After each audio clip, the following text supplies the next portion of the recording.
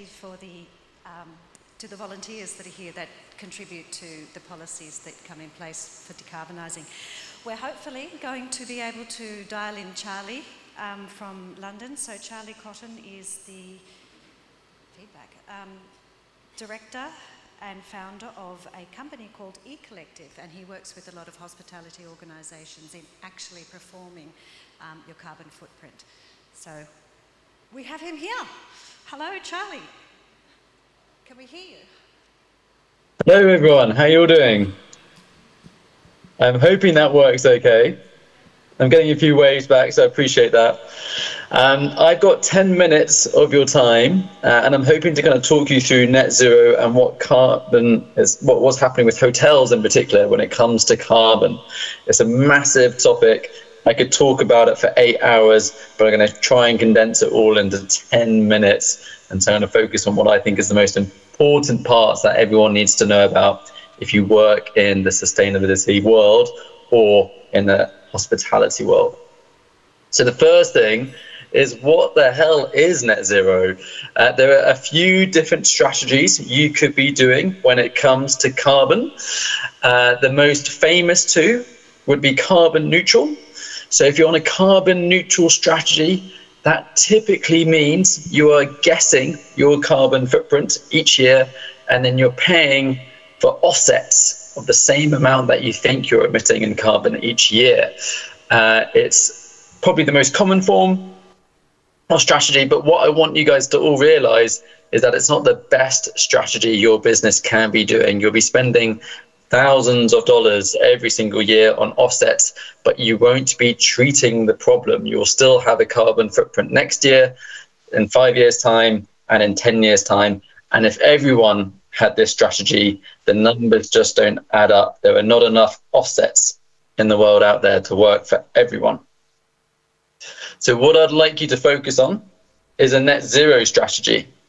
This is far, far harder, if I'm honest with you, but it is so much more impactful, and it is exactly what the world needs us to be doing right now. So that is this kind of smallish, darker purple graph. So this is to say I'm going to take ownership of my carbon footprint from my hotel or from my business, and I'm going to make changes internally to how we operate, whether that's switching to renewables, making changes in the restaurant, reducing waste, whatever that may be, so that year on year on year, the carbon footprint of your business starts to come down year on year on year. The problem is, the reason why it's called net zero rather than just plain zero, which would be so much easier to understand, is there is concern is how can we ever run a business that has no carbon footprint whatsoever? So this is where you can see here on the little graph, when you hit net zero, that is technically when you've reduced your footprint by 90%, 90, and then you're expected to offset the last 10% remaining with a high quality offset. So not just your generic one that you might find on Google, it has to be of a certain quality. And this is the real difference between the two. So there are a few kind of analogies out there, but the one I kind of like is to say that a carbon neutral strategy is a bit like medicating the problem. You have a headache and you're going to take paracetamol to kind of get rid of that headache each day. But a net zero strategy is looking to look at the source of it to make sure that you never have a headache again. And that is the main difference between the two. So if you are in a situation where you're currently spending thousands of dollars every single year on offsets, I will encourage you just to reconsider and see if there is a place within your business that you could spend your $10,000 or $1,000 on, that it means you'll have a smaller footprint next year by investing that money back into your business. So buying solar panels, for example, buying more energy efficient systems or light bulbs or heating solutions or cooling solutions, or putting that money into the kitchen to reduce food waste, whatever it may be for your business. There is a third strategy, which I haven't covered yet, and that is the worst one of all. That is if you do nothing. That is really, really unhelpful. I'd much rather businesses are offsetting than doing nothing. But if I have an opportunity to convince more businesses to go on a net zero strategy, I will absolutely take that up, because I think it's exactly what the world needs. On the right hand side, I've got a few other kind of phrases that you might commonly see on websites. I'd typically encourage you to stay away from them. They're all kind of saying the same thing, really. What you want to be looking for is a net zero business. We're aiming to reduce our footprint year on year on year. And if you can do that with something called science-based targets, absolute credit to you, because that's very impressive and deserves the credit, because it's a lot of work to make that happen. Cool. I'm going to move on.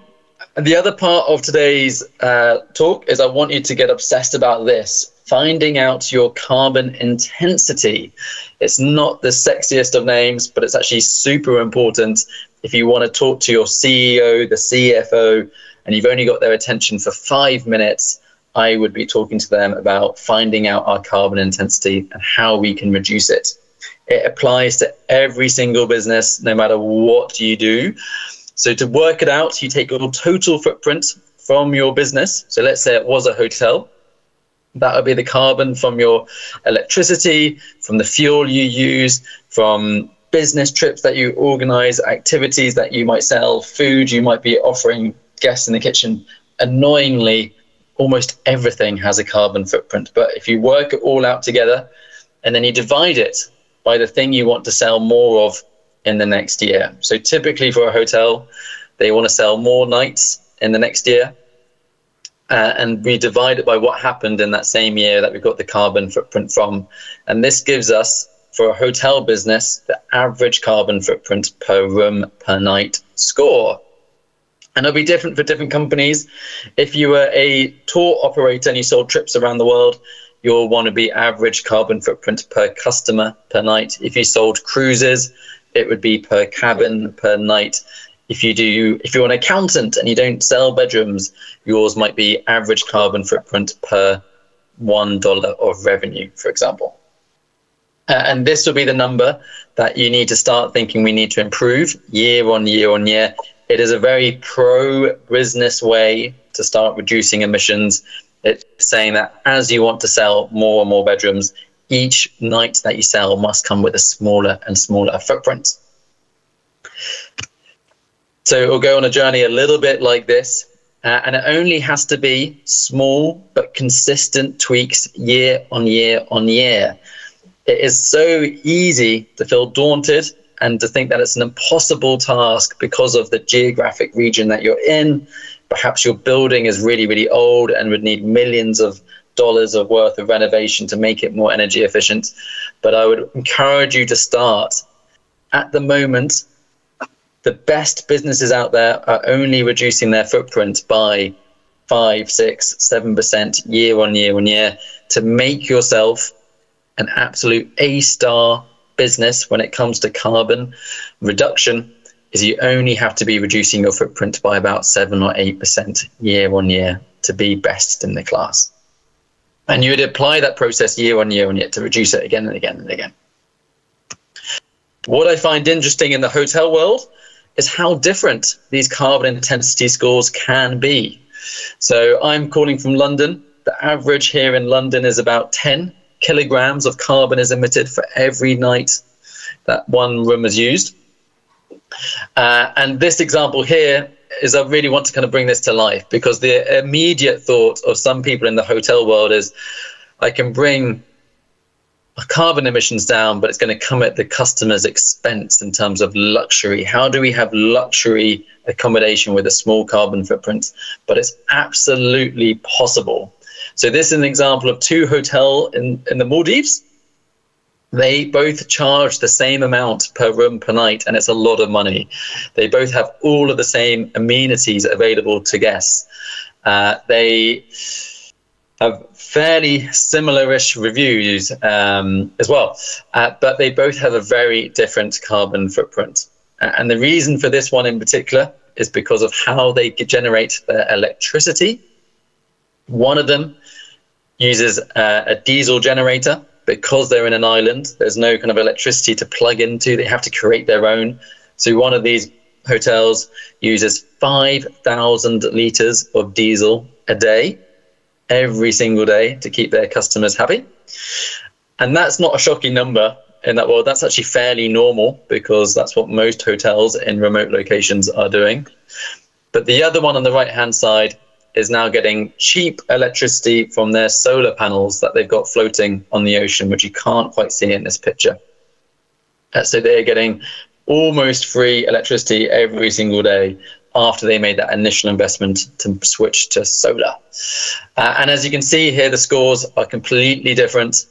And I would say that this is what we need more and more businesses to start doing, is to not worry about thinking that to reduce our footprint necessarily does not mean less, and less.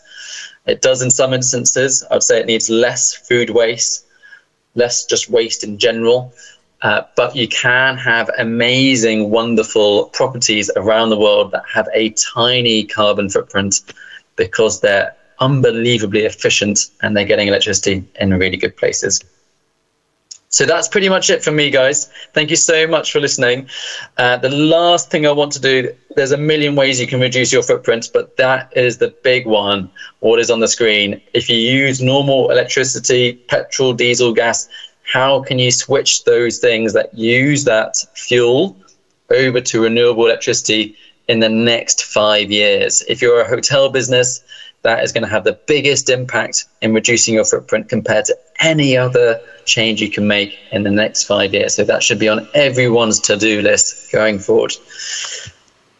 That is it from me. Thank you so much for listening. Do reach out if you ever have any questions. I am based in London, but always happy to jump on a video call. And this is what we do. We measure the carbon footprint of the travel world. Thank you so much for listening. I really appreciate it. Thank you. Thank you very much, Charlie. Cool. Very insightful indeed. And